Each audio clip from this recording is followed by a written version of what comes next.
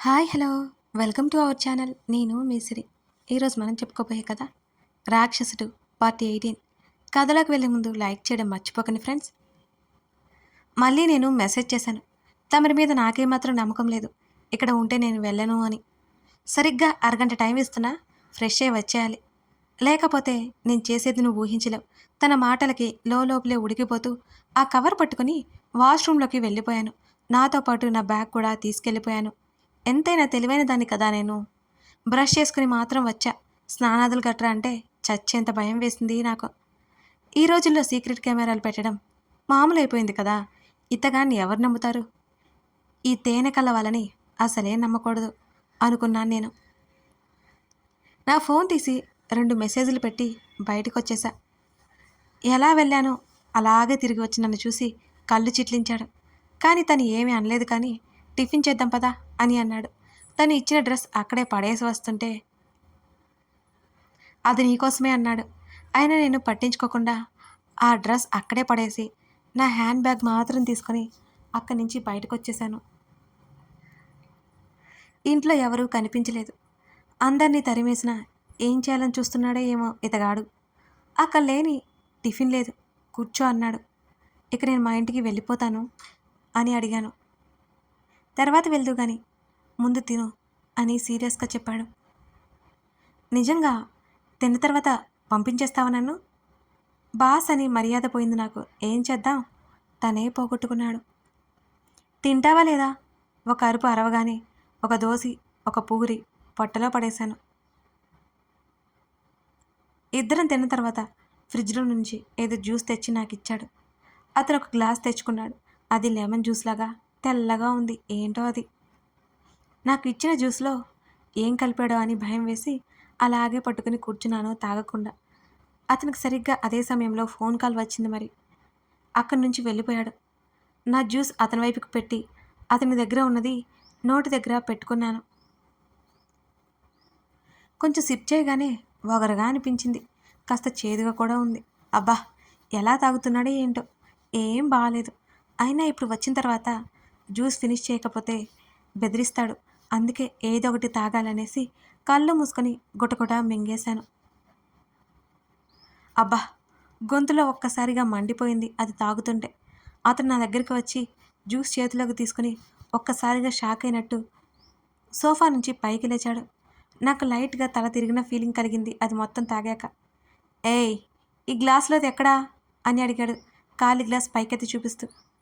ఆ జ్యూస్లో నువ్వేదో కలిపావు, అందుకే నువ్వు తీసుకునే జ్యూస్ నేను తాగేశాను. నాకు ఇచ్చింది నువ్వు తాగాయి అని అన్నాను నేను తెలివిగా. అప్పటికే నా మాట ముద్దుగా వచ్చింది. ఏయ్ రాక్షసి, అది జ్యూస్ కాదు అంటూ తల బాదుకున్నాడు. నువ్వేం బాదుకుంటావులేరా, నేను కొడతాను అన్నాను కళ్ళను మోస్తూ తెరుస్తూ. శరీరం అంతా గాల్లో తేలిపోతున్న ఫీలింగ్ కలిగింది నాకు. ఈడియట్ అని నా తల మీద ఒక్కటిచ్చాడు. నువ్వే ఈడియట్, నేను కాదు. ఐఎమ్ ఏ గుడ్ గర్ల్ అని లేచి అతన్ని కొట్టడానికి దబ్బున అతని మీద పడిపోయాను నిలబడలేక. నా భుజాలు పట్టుకుని సరిగ్గా నిలబెట్టాడు. అబ్బా పాగల్, ఇది నిన్నెవరు తాగమన్నారు? జ్యూస్ ఇచ్చాను, తాగలాడొచ్చు కదా, ఇది జ్యూస్ కాదు అన్నాడు విసుక్కుంటూ. అతని నుదురు మీద వేలు పెట్టి, నీ మీద నాకు నమ్మకం లేదు, అందులో ఏదో కలిపి ఉంటావు అంటూ నా చూపుడు వేలితో అతని ముఖం మొత్తం తిప్పి చెప్పాను. ఉఫ్ కోతి అన్నాడు నిట్టూరుస్తూ. ఏయ్, ఎవర్రా కోతి? నువ్వే పెద్ద కోతి, తేనెకల్ల కోతి అంటూ అతని నుంచి నేను విడిపించుకొని 2 చేతులు పట్టుకొని నిలబడుతుంటే దబ్బున ముందుకు పడిపోతుంటే గబుక్కున పట్టుకున్నాడు నన్ను. వెంటనే నా నడుమును గట్టిగా నొక్కేశాడు రాక్షసుడు. ఏయ్, ఎందుకు నన్ను పట్టుకున్నావు? వదులు, నొప్పి వస్తోంది అన్నాను మూతి ముడుచుకొని. ఇంకోసారి రా అంటావా? నన్ను వెనక్కి తిప్పి నా చేతిని మడిచి పట్టుకున్నాడు ఆదిల్. నొప్పి నొప్పి, ఈ రాక్షసు నుంచి నన్ను ఎవరైనా కాపాడండి, హెల్ప్ హెల్ప్ అని గట్టిగా అరుస్తుంటే మరో చేత్తో నా నోటిని మూసివేశాడు. ఉఫ్ ఈడియట్, అరవకు అన్నాడు నా చెవి దగ్గర. నోటిని చేత్తో మూసేస్తే నేనెలా అరుస్తాను? అతని నుంచి గింజుకుంటూ విడిపించుకొని ముందుకు నడిచాను. పడబోతుంటే సోఫా పట్టుకుని నిలబడ్డాను. ఏయ్ పడిపోతావు అంటూ నా దగ్గరికి రాబోతుంటే, don't touch me mister Adil అంటూ కనుబొమ్మలు దగ్గరికి చేసి వేలు చూపించాను సూటిగా చూస్తూ. బాగా ఎక్కిందే నీకు. పొద్దు పొద్దున తాగడానికి బుద్ధి లేదు అన్నాడు నవ్వాపుకుంటూ ఆదిల్. ఏయ్, ఎవర్రా తాగింది? సోనా గుడ్ గర్ల్ అని తెలీదా నీకు? సోనా అలాంటి పనులు చేయదు అంటూ గట్టిగా అరుస్తూ కొట్టడానికి ముందుకు వెళ్ళి దబాల్న నేల మీద పడిపోయాను. ముక్కు, మోకాళ్ళు, ముఖం అన్నీ పచ్చడైపోయాయి. అలాగే నేల మీద పడుకొని ఉన్నాను. నిద్రపోవాలనిపించింది. లేవలేదు నేను. అలాగే పడుకొని ఉన్నాను.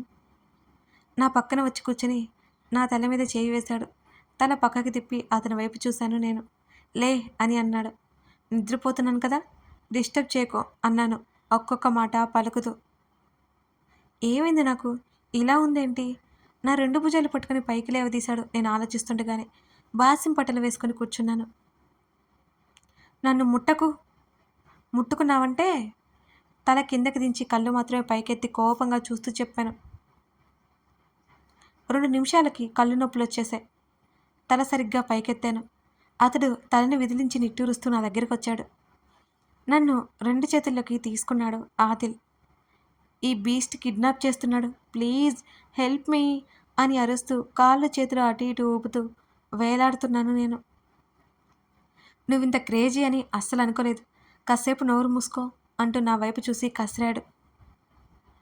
నా నోరు నా ఇష్టం. నాకు నచ్చినప్పుడు తెరుస్తాను, నాకు నచ్చినప్పుడు మూస్తాను.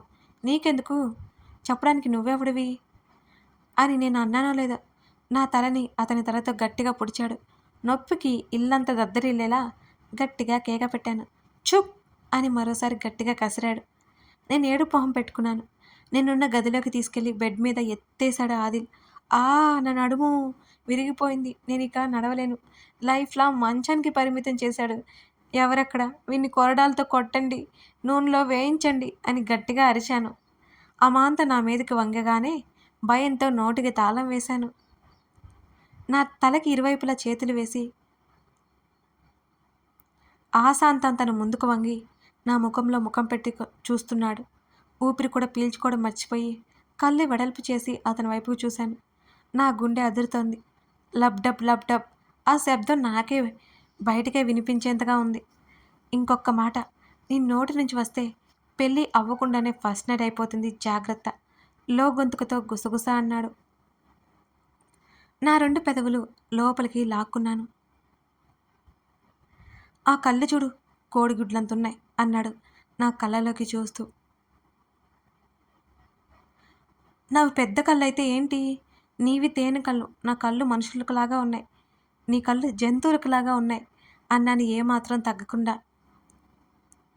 ఇంకా ముఖాన్ని దగ్గరగా తేవడంతో చప్పున నోరు మూసుకున్నాను. ఏం చేద్దాం, మా అమ్మీలాగే వచ్చాయి, ఏ కళ్ళైతే ఏంటి అని అన్నాడు ఆదిల్. నీ కళ్ళు బాగున్నాయి, కానీ నీ కళ్ళంటే నాకు భయం అని కనురెప్పలు టపటపలాడిస్తూ చెప్పాను. అవేం చేశాయి నిన్ను? కింద పెదవిని సాగదీస్తూ అన్నాడు ఆదిల్.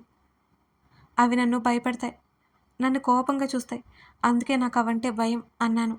అదేదో పెద్ద వింతలాగా కళ్ళు పెద్దవి చేసి చెప్పాను. చూడ్డానికి పొట్టిదానివి కానీ చాలా వేషాలున్నాయి నీ దగ్గర, నిజమే కదా? మరింత మెల్లిగా అడుగుతుంటే అతడి ఊపిరి నా ముఖాన్ని విపరీతంగా అలుముకుంటోంది. ఇంకోసారి నన్ను పొట్టి అన్నావంటేనా పంచులిస్తా చెప్తున్నా అంటూ నా చేతిని లేపడానికి ట్రై చేశాను. కానీ అది లేవలేదు. బాబాయ్, నా చేతులు పోయాయి అని గట్టిగా కేకలు పెట్టాను. అతను నోరు తెరిచి అయోమయంగా చూశాడు నా వంక. హేయ్, ఎందుకిలా అరుస్తున్నావు అని గట్టిగా అరిచాడు ఆదిల్ ఒక్కసారిగా. నువ్వు మనిషివేనా? నా చేతులు పోయి నేనేడుస్తుంటే నన్ను తిడతావా అని కోపంగా అరిచి, దేవుడా, నా చేతులు పోయాయి, ఎక్కడున్నాయో చూపించవా, నా చేతులు నాకు ఇవ్వు అని గట్టిగా కేకలు పెట్టేశాను. పాగల్ పాగల్ అని గొనిగి, చేతులిదిగో ఎక్కడికి పోలేదు, నా చేతుల కిందే ఉన్నాయి అని అన్నాడు తాపీగా. నేను ఏడుపాపేసి తల తిప్పి చూశాను. నిజమే, ఈ రాక్షసుడి కిందే నా చెయ్యి ఉంది. మరోవైపు చూడగా అక్కడ కూడా నా చెయ్యి ఉంది. నా చేతులు నాకు ఇచ్చేయి, లేకపోతే నీ మీద పోలీస్ కంప్లైంట్ ఇస్తాను అన్నాను బెదిరిస్తూ. ఇంకాసేపు నీ దగ్గర ఉంటే నాకు ఖచ్చితంగా పిచ్చి పడుతుంది, పాగల్లాడికి అని విసుగ్గా నన్ను వదిలి దూరం జరిగాడు ఆదిల్. ఏయ్ ఏయ్, నా చేతులు నాకు వచ్చేసాయ్ అని చేతులు అటు ఇటు తిప్పుతున్నాను. సీలింగ్ అంతా తిరుగుతూ కనిపించింది నా కళ్ళకి. ఫ్యాన్ నా చేతికి అందుతోంది. దూరంగా పారిపోతోంది. ఏయ్ మెంటల్, కాసేపు పడుకో అని అన్నాడు ఆదిల్. ఎవర్రా మెంటల్? నువ్వే మెంటల్. Sona very intelligent. నా మాటలకి అతనెందుకో తలబాదుకున్నాడు. పిచ్చివాగుడు ఆపలేదనుకో, ఎత్తి స్విమ్మింగ్ పూల్లో పడేస్తాను జాగ్రత్త అని వేలు చూపిస్తూ వార్నింగ్ ఇచ్చాడు. ఎవరు పిచ్చివాగుడు వాగేది? నీకే పిచ్చి, నీదే పిచ్చివాగుడు. మంచం మీద నుంచి దిగి బయటకు పరిగెత్తాను. గబుక్కున వెనక నుంచి పట్టుకున్నాడు. రాక్షసి, మాట్లాడాలి అనుకుంటే ఇలా చేసిందేంటి అని గొనుగుతున్నాడు. నువ్వే రాక్షసుడు, నేను ఏంజెల్. ఉఫ్ గాడ్. అతడు నిట్టూర్చి నన్ను ఎత్తుకొని తన గదిలోకి తీసుకెళ్లాడు. మళ్ళీ ఏ బీస్ట్, మళ్ళీ కిడ్నాప్ చేస్తున్నావు నన్ను? మా మమ్మీ కూడా ఊళ్ళో లేదు, నీకు చిల్లిగవ్వ కూడా రాదు అని వేలు చూపిస్తూ నేను అంటుంటే, ఇప్పటి వరకు నీ మీద జాలి చూపించాను, ఇక అనవసరం అనిపిస్తుంది. Very sorry my dear sweet heart అంటూ అతను గదిలోకి తీసుకెళ్ళి అక్కడి నుంచి మరో డోర్ ఓపెన్ చేశాడు. అలాగే నన్ను ఎత్తుకొని. బుజ్జి స్విమ్మింగ్ పూల్ ఉంది అక్కడ. అది చూడగానే నా కళ్ళు మెరిశాయి. చూసావు కదా, ఇంకొక మాట వస్తే దాంట్లో పడేస్తాను నిన్ను అని బెదిరిస్తుండగానే అతని చేతిలో నుంచి జారిపోయి కిందకి దిగాను నేను. అతను చూస్తుండగానే అందులోకి దూకేశాను. నోటి మీద చేయి వేసుకుని నా వైపు ఆశ్చర్యంగా చూశాడు. హే హే సముద్రం సముద్రం అని అరుస్తూ అందులో ఈత కొట్టాను. ఏ బీస్ట్, నాకు ఈత వచ్చు, నీకు వచ్చా రాదా? రాదు కదా, నాకు తెలుసు అంటూ అది మొత్తం రౌండ్ కొట్టాను. నీకు తిక్కని తెలుసు కానీ మరీ ఇంత తిక్క ఉందని నాకు తెలియదు మెంటల్. అసలు సమ్మర్ మిట్ట మధ్యాహ్నం తడవచ్చా, పైకిరా అంటూ ఎడ్జిలో కూర్చొని నా చేతిని ముందుకు పెట్టాడు ఆదిల్. నేను ఈదుకుంటూ అతని దగ్గరికి వచ్చేసి అతని చేతిని పట్టుకొని లోపలికి లాగేశాను. నీకు స్విమ్మింగ్ రాకపోతే నాకు చెప్పు, నేను నిన్ను కాపాడతా అంటూ కేరింతలు కొడుతూ అక్కడంతా తిరిగేశాను నేను. నా వైపు ఎర్రగా చూశాడు. ఆ విషయం నాకు అర్థం కాలేదు. అతని ముఖం మీద నీళ్లు కొట్టేసి, మిస్టర్ రాక్షసుడా, నన్ను పట్టుకో, నన్ను పట్టుకో అని అరుస్తూ మరో మూలకి వెళ్ళి కేకలు వేశాను. అతడు క్షణాల్లో నా దగ్గరికి రాగానే బిత్తరపోయి చూశాను నేను. నీకు స్విమ్మింగ్ వచ్చా రాదా? రాదని చెప్పావు, నన్ను మోసం చేస్తావా అని అతని ఛాతీ మీద కొడుతుంటే నా 2 చేతులు మణికట్ట దగ్గర పట్టుకొని నన్ను దగ్గరికి లాక్కున్నాడు ఆదిల్. నన్ను పైనుంచి కింద వరకు చూశాడు. లుకింగ్ హాట్ అనగానే అతని కొట్టడానికి చూశాను కానీ నా చేతులు మళ్ళీ పోయాయి ఎక్కడికో. ఏయ్, నా చేతులు నాకు ఇవ్వు అని అరుస్తుంటే నన్ను భుజాన వేసుకుని లాక్కొచ్చేశాడు అతను. నేను స్విమ్మింగ్ చేస్తాను, నన్ను వదులు, నన్ను వదులు అని అరుస్తున్నా నా మాటలు పట్టించుకోలేదు అతను. నన్ను సరాసరి రూమ్లోకి తీసుకెళ్ళి బాత్రూంలోకి తోశాడు. ఇక్కడే ఉండు, డ్రెస్ తీసుకొస్తాను. బాత్ రూమ్ బయట లాక్ చేసి వెళ్ళిపోయాడు. ఏయ్, ఓపెన్ ద డోర్ అని గట్టిగా కొడుతూ అరిచినా వినలేదు అతను. కాసేపటికి తలుపు తీసి డ్రెస్ ఉన్న కవర్ టవల్ నా ముఖాన్ని కొట్టాడు ఆదిల్. డ్రెస్ మార్చుకుని బయటికి రా, జలుబు చేస్తుంది అంటూ డోర్ క్లోజ్ చేశాడు. నేనైతే లాక్ చేసుకోవడం కూడా మర్చిపోయాను. బుద్ధిగా డ్రెస్ మార్చుకొని బయటికి వచ్చాను. ఇంకా కళ్ళు తిరగడం ఆగలేదు నాకు. దబేళ్ళ ముందుకు పడబోతుంటే మళ్ళీ పట్టేసుకున్నాడు నన్ను. ఎలకలు, ఎలకలు, ఎలకలు, పిల్లలు, పిల్లలు అని గట్టిగా అరిచేశాను. ఎక్కడా మెంటల్, ఇక్కడ అవెందుకుంటాయి అని గదిమాడు నన్ను. ఇక్కడ అంటూ తన చేతిని నా పొట్ట మీద పెట్టి చూపించాను. లోపల ఎలుకలు పిల్లులు కొట్టుకుంటున్నాయి అనగానే నా వైపు విచిత్రంగా చూశాడు ఆదిల్. కొన్ని క్షణాల తర్వాత ఆకలేస్తుందా అనగానే అవునన్నట్టు తలాడించాను నేను.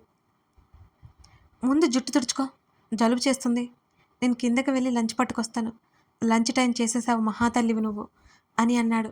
చెప్పేసి వెళ్ళిపోయాడు. బాగా నిద్ర వస్తుంటే బెడ్ మీద పడిపోయాను నేను. ఎంత టైం గడిచిందో తెలియదు కానీ అతను నన్ను నిద్రలేపుతున్నాడు. మెల్లిగా కళ్ళెత్తి చూశాను నేను. పాగల్, లేచి భోజనం చేయి అని నన్ను ఊపేస్తూ పిలిచాడు ఆదిల్. వద్దు. ఏయ్ లే ముందు అని పట్టుకుని లాగి కుదేలేశాడు. కళ్ళు మూసుకుని కూర్చుంటుంటే మెక్కు అంటూ నోట్లో కుక్కాడు. చేత్తో కాదు, స్పూన్తోనే. నాకు బాగా నిద్ర వస్తుంది. నాకే తెలియకుండా అతని భుజం మీద వాలిపోయాను నేను. ఇంకో 2 పెగ్గులేస్తే సరిపోయేది వెటకారంగా అన్నాడు. కానీ నేను అది పట్టించుకోలేదు. ఇంకో 2 పెగ్గులు వేస్తే నిద్ర కూడా రాకుండా ఉంటుందా? నేను ఇన్నోసెంట్ సోనా కదా! అందుకే ఇన్నోసెంట్‌గా అడిగాను. My God! నీ పేరెంట్స్ నిన్నెలా భరిస్తున్నారో ఏంటో!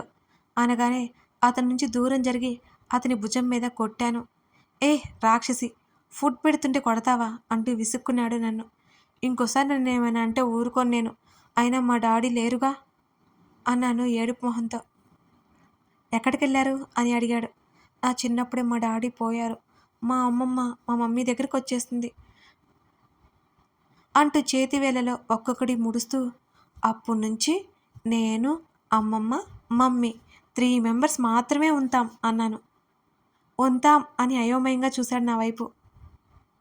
3 మెంబర్స్ ఉంటాం అని చెప్పాను. ఓహో! ఉండటానికి వచ్చిన తిప్పలా ఇవి? నీకు నత్తి కూడా ఉందా? అని అన్నాడు ఆదిల్. ఏయ్! ఎవరికి నత్తి? నీకే నత్తి.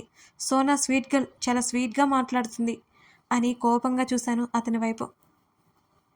తెలుస్తుందిలే అని ముఖాన్ని చిట్లించి చెప్పి కాస్త తినిపించి ప్లేట్ తీసుకెళ్ళిపోయాడు. దాహం అతను వచ్చేసరికి అరుస్తుంటే నీళ్లు తాగించాడు. Good night mister beast alias mister రాక్షసుడు గారు అంటూ బెడ్ మీద పడిపోయాను. నిద్ర ముంచుకొచ్చింది నాకు. ఎప్పుడు రాత్రికి మెలకువ వచ్చింది. తలంతా బరువుగా ఉంది. ఇంకా నిద్ర వస్తుంది. అయినా కష్టంగా తల పట్టుకుని లేచి కూర్చున్నాను. చుట్టూ చూశాను. ఇది నా రూమ్ కాదు. గట్టిగా కావు కేక పెట్టాను. సరిగ్గా అదే సమయంలో వాష్రూమ్ డోర్ తీసుకుని వచ్చాడు ఆదిల్. అతను టవల్ మీద ఉన్నాడు. అతను ఇలా చూడగానే మరోసారి గట్టిగా అరిచాను. అతను నవ్వుతూ నా దగ్గరకొచ్చాడు. ఓయ్! నువ్వు నువ్వు నేనేంటిక్కడ అని కంగారుగా అయోమయంగా అడుగుతుంటే, మై డియర్ స్వీట్ హార్ట్ ఎంత హాయిగా ఉందో తెలుసా అంటూ నా ముందుకు వచ్చి తల విదిలించాడు ఆదిల్. అతని జుట్టు నుంచి వచ్చిన నీళ్ళని నా మీద పడి చిరాకు వచ్చింది నాకు. హాయిగా ఉందా? ఎందుకు? అని గట్టిగా కేక పెట్టాను. అతని మీద విరుచుకుపడ్డాను. కథ కొనసాగుతుంది. అదన్నమాట మన స్వీట్ క్యూట్ సోనా చేసిన అల్లరి. ఎలా ఉంది? ఈ కథ మీకు నచ్చుతుందా? ఇంకా కథలో కొన్ని చిన్న ట్విస్టులు ఉన్నాయి కదా, అవి కూడా రివీల్ అవుతాయి. నచ్చితే లైక్ చేసి కామెంట్ చేయడం మర్చిపోకండి friends. Thank you for watching this video.